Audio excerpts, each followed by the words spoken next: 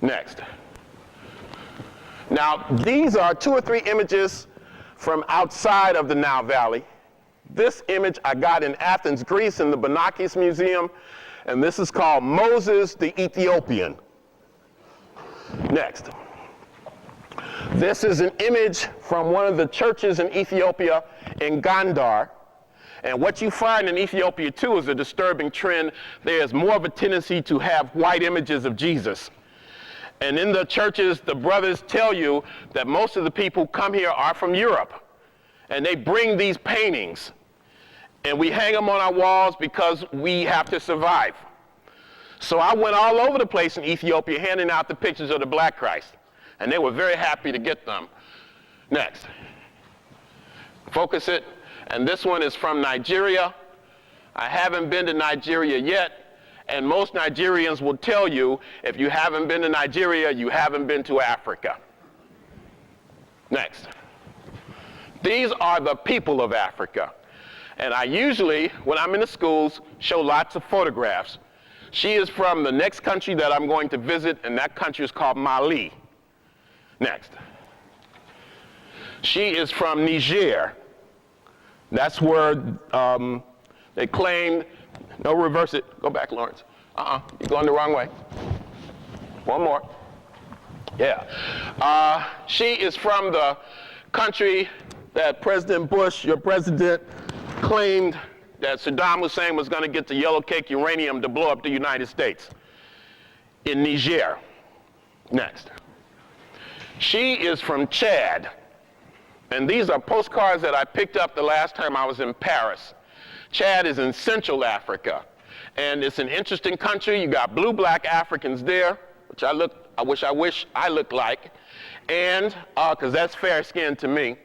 And Chad is also a country where you found the oldest archaic human remains.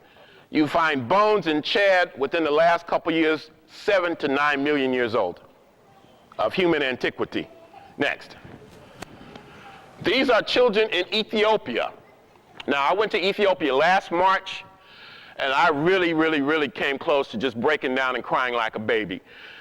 People tell me sometimes one of the criticisms we have of you African-centered scholars, and they put me in that category, is that y'all just talk about Egypt all the time.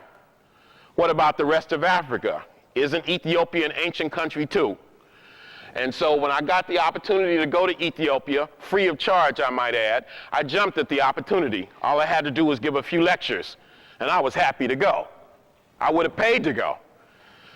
But if you don't have to, you can save that money for something else. And after a day or two, I was literally overwhelmed.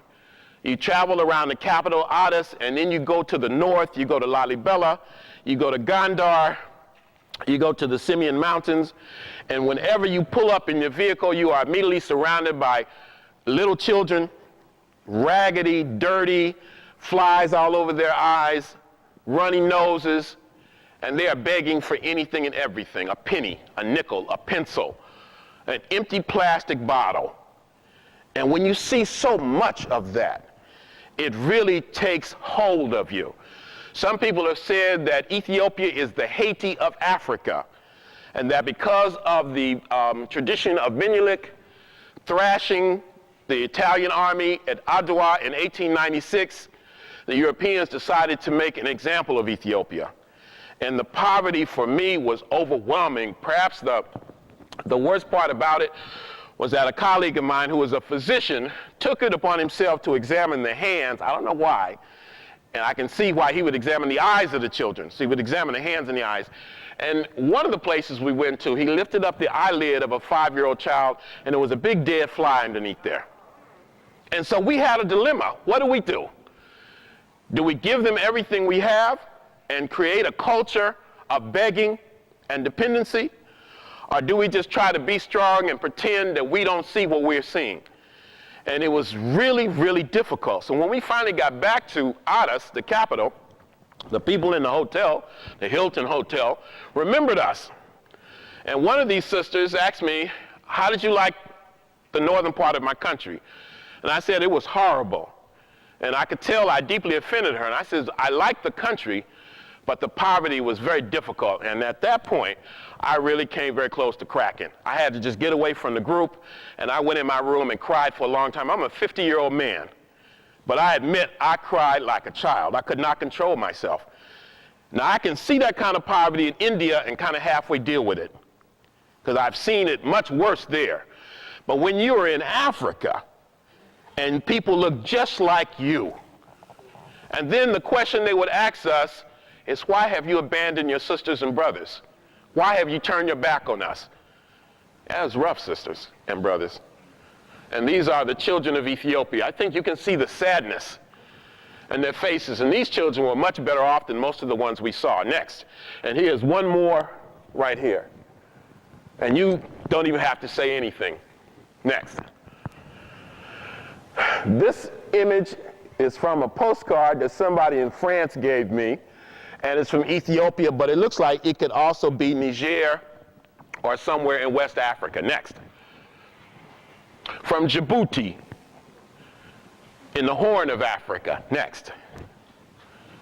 And from South Africa. Now, I know these look like a lot of folk that you know, in South Philly and North Philly and Germantown. Isn't that a wonderful photograph right here? Next. From Namibia in Southwest Africa. Let's go to the next one. And this child is from Algeria. A lot of us are not even aware that you have black people in this part of Africa, in Tunisia, in Algeria, in Libya, etc. Next.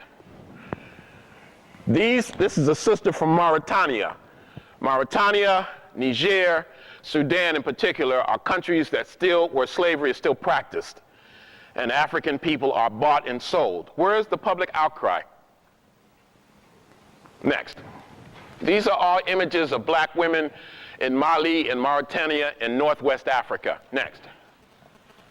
Next. Now, these are a few African heroes. This is Kwame Nkrumah from the Nkrumah Memorial in Accra, Ghana. Next. And this is a photograph of a very important African. I bet most of you all don't know who he is. His name is Thomas Sankara from Burkina Faso. The name Burkina Faso means the land of the tall standing men. And I'll be visiting Burkina Faso after I leave Mali. I'll be speaking at a big conference there with Molefe Asante. Next. Uh-oh, this is Runoko Rashidi. I'll be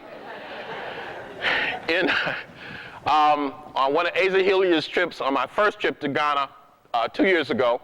And this is me doing my thing with my camera, my nice Olmec shirt. Gary Young, eat your heart out, I know you want it.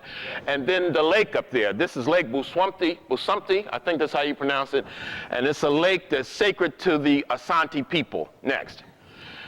And I think the last picture of me in this section of it is I got talked into putting on this robe simply because I went with Asa Hilliard to a village called Monkranso, and Asa said, this is my colleague. They wanted to make me a chief. I had to give that a lot of thought, but they insisted that I put this robe on and these sandals that I found to be very uncomfortable and march in a grand durbar or procession, and it was hot, and I was carrying a parasol. And the robe was falling off my shoulder, and the sandals were hurting my feet. And every now and then I would look up at Asa and give him the evil eye, and even now he says, Runoko, I owe you one. Maybe that's why he gave me those photographs from Kemet early on. Next. Now, this takes us outside of Africa for the first time, and this is an image from ancient Lebanon, and this is from a place called Beers Nimrod. Now, not only do you see a lot of the noses missing from the statues in Kemet, but you see that to some extent in Europe and Asia also. This is, I'd say, about 2,700 years old. Next. And this is a black woman in a country called Yemen. Yemen is just on the other side of the Red Sea, across from Somalia and Eritrea. And you have African people who have been there for a very long time. In fact, most of us believe that this was a part of the domain of the Queen of Sheba. Next. And a brother also from Yemen on the other side of the Red Sea in the Arabian Peninsula. Next. I clipped this one from a Final Call newspaper. And this is a black woman in Palestine. In fact, both of them look like they're black to me, but certainly this sister is